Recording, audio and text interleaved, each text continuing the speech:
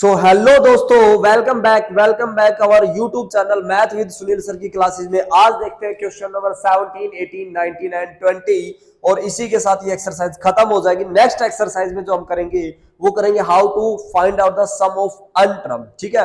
सो आप लोगों को अगर वीडियो हमारी अच्छी लग रही हो, आपके लिए हेल्पफुल हो, तो प्लीज शेयर करें अपने दोस्तों के साथ, लाइक करें, कमेंट करें, ताकि हमें भी एक मोटिवेशन मिलता रहे और इसी तरह हम आपके ऊपर मेहनत करते रहें और आप भी हमारे हौसले को बढ़ावा देते रहे। तो देखते हैं क्वेश्चन नंबर 17 में देख रखा है, क्या बोल रखा है। 20th टर्म निकालनी है दोस्तों आपको फ्रॉम द लास्ट, पीछे से। एक एपी दे रखी है मेरे दोस्तों और आपको उस एपी में क्या दे रखा है दोस्तों, पीछे से 20वीं टर्म निकालने के लिए बोल रखा आपको। ये आपको एक एपी दे रखी है दोस्तों और लास्ट से 20वीं टर्म निकालने के लिए बोल रखा है। तो दोस्तों एक बात बताइए मुझे, अगर मेरी क्लास में 50 स्टूडेंट बैठे और मैं कहता हूं पीछे से 20वां बच्चा उठ के आ जाए, तो आप कैसे काउंटिंग करते हो? आप रिवर्स काउंटिंग करते हो। आप पीछे से यानी कि जो लास्ट रो नंबर है उसको 1 काउंट करोगे। लास्ट रो नंबर को क्या काउंट करोगे दोस्तों? 1 काउंट करोगे। यानी कि इस एपी को उठाता हूं और ऐसे रिवर्स कर देता हूं। बट उससे पहले एक चीज समझने की दोस्तों, 3 में 5 ऐड किया 8 आ गया, 8 में 5 ऐड किया 13 ऐड कर दिया। यहाँ पे क्या रह जाएगा, 248 रहा होगा और यहाँ पे 243 रहा होगा। इस तरह से एपी का सिलसिला चलता रहा होगा। इसको एपी को ऐसे पकड़ते हैं और ऐसे घुमा देते हैं। तो 253 फर्स्ट टर्म बन जाएगी दोस्तों, 248 उससे सेकंड टर्म बन जाएगी 243। ठीक है ना।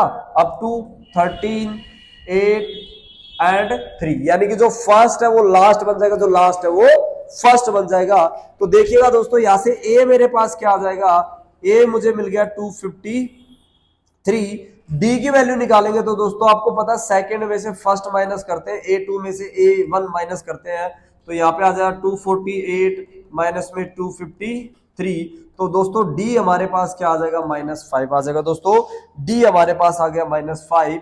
तो देखिएगा D -5 A 253 एंड आपको निकालना क्या है, from the last 20th term. तो 20th टर्म को हम क्या लिखते हैं दोस्तों, A प्लस 19D लिखते हैं। ए क्या आ जाएगा दोस्तों, 253 प्लस 19, डी की वैल्यू क्या है -5। सो 253 प्लस माइनस माइनस 19 5 95 और यहाँ पे क्या आ जाएगा दोस्तों आपके पास 158 आ जाएगा। यानी कि जो 20th टर्म है फ्रॉम द लास्ट, पीछे से, यानी कि पीछे से जो 20th टर्म है वो क्या है, 158 है। क्या है दोस्तों, 158 है। चलते हैं क्वेश्चन नंबर सेकंड पे और देखते हैं सेकंड में हमसे क्या पूछ रखा है।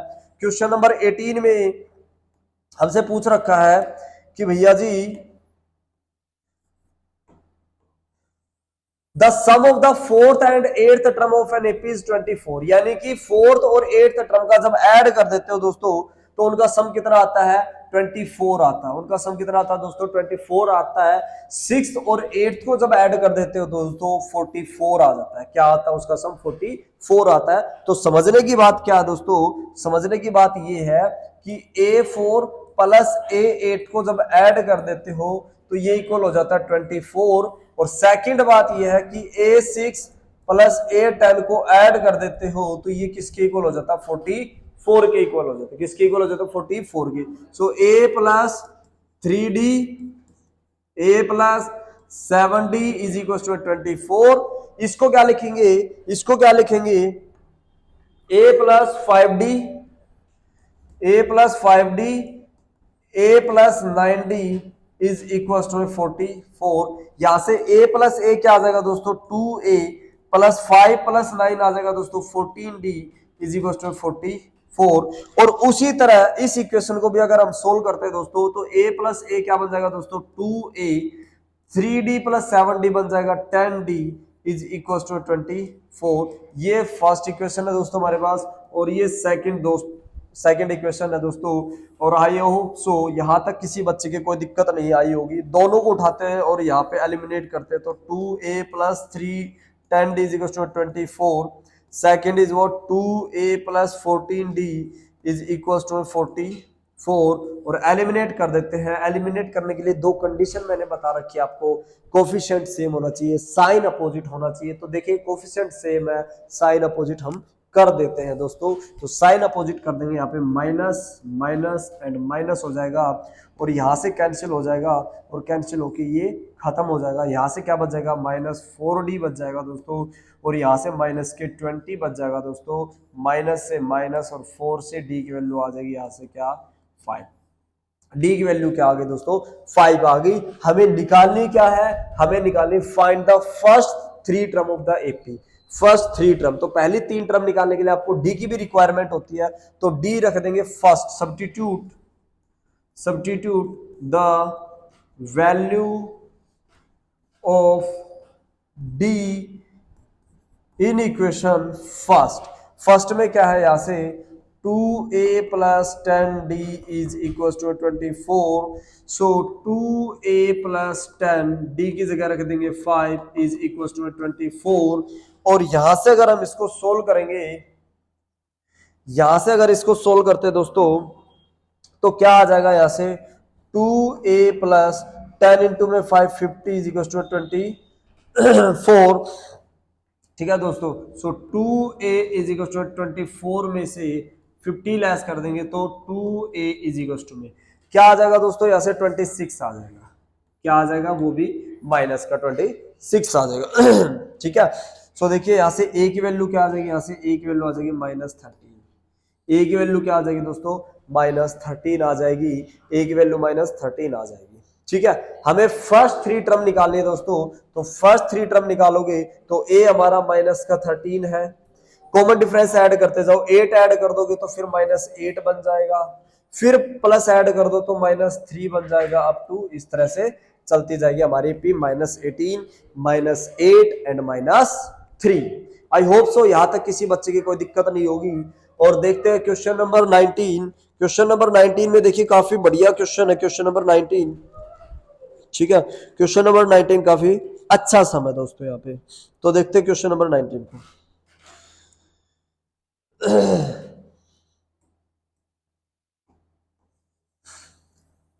19 और 20 सेम है दोस्तों। मैं क्वेश्चन नंबर 19 करवा देता हूं, 20 आप लोगों के लिए होमवर्क दे देता हूं, ताकि आप भी कुछ सम करके देखो और आपको पता लगे कि हाँ भाई हमें कुछ समझ में आ भी रहा है या नहीं आ रहा है। ठीक है दोस्तों। सो क्वेश्चन नंबर 19 में क्या कहता है, सुभा राव स्टार्टेड वर्क इन 1995। 1995 में सुभा राव जो थे, चाचा जी जो सुभा राव थे, उन्होंने किसी कंपनी में काम करना शुरू कर दिया। उसने क्या किया दोस्तों, एक कंपनी में सुभा राव चाचा ने काम करना शुरू कर दिया 1995, जब तो आप और हम पैदा भी नहीं हुए थे ना। एट एन एनुअली सैलरी 5000, यानी कि साल की जो सैलरी, पूरे साल की, उसी टाइम पे यही सैलरी हुआ करती थी। तो एनुअली जो सैलरी है दोस्तों वो कितनी थी, 5000 रुपए से स्टार्टिंग थे। एंड रिसीव्ड एन इंक्रीमेंट, और उसको एक इंक्रीमेंट मिलता था कितने का, 200 रुपए पर ईयर। कितने का, 200 रुपए पर ईयर। ठीक है, एक इंक्रीमेंट मिलता था। सो क्या कह रहा है, in which year did his income 7000। तो दोस्तों वो कह रहा है आप ये बताइए कि उसकी जो इनकम है वो 7000 7000 कितने साल बाद हो जाएगी। अब आप सोच के देखिए 1995 में 5000 रुपए में उसने काम किया, हर साल 1996 में 200 रुपए इंक्रीमेंट हो गया, तो यानी कि 5200, यानी कि 5200 रुपए हो गया। 1997 में 5400 रुपए हो गया। तो ऐसे अगर हम काउंट करते तो हमारा बड़ा ही टाइम वेस्ट होता। तो इसीलिए हमारी एपी हमारी हेल्प करती है, किस तरह से कि उन्होंने, चाचा जी ने शुरुआत की थी 5000 से, यानी कि ए हमारा हो जाएगा 5000। इंक्रीमेंट हर साल होता था 200 रुपए का, तो कॉमन डिफरेंस हो जाएगा हमारे पास क्या दोस्तों, 200 रुपीज। क्योंकि देखिए पहले साल 500 रुपए, सॉरी 5000 रुपए, फिर 200 है, इंक्रीमेंट हो गया 5200, फिर 5400, इस तरह से सो ऑन। तो ए तो हमारा 5000 आ गया। डी अगर मैं निकालता हूं दोस्तों तो 5200 में से 5000 माइनस कर देंगे तो क्या आ जाएगा, यहाँ से डी 200 आ जाएगा। और वैसे भी आपको पता है जो इंक्रीमेंट है वो हमारा कॉमन डिफरेंस है ना। सो यहाँ पे हमारा जो ए एन है दोस्तों, ए एन हमारा क्या हो जाएगा, ए एन हमारा हो जाएगा दोस्तों 7000। यानी कि मुझे ये पता लगाना है कि जो सैलरी है वो 7000 कब हो जाएगी। जो सैलरी है दोस्तों वो 7000 कब हो जाएगी। बात समझ में आ रही होगी, आई होप सो। यहां तक किसी बच्चे के किसी तरह की कोई भी दिक्कत नहीं रही होगी। और ए एन का फॉर्मूला लगा देंगे दोस्तों, ए प्लस एन माइनस 1 इंटू में डी, और ए एन की जगह रख देंगे 7000, ए की जगह रख देंगे 5000 प्लस एन माइनस 1, और डी की जगह रख देंगे दोस्तों 200।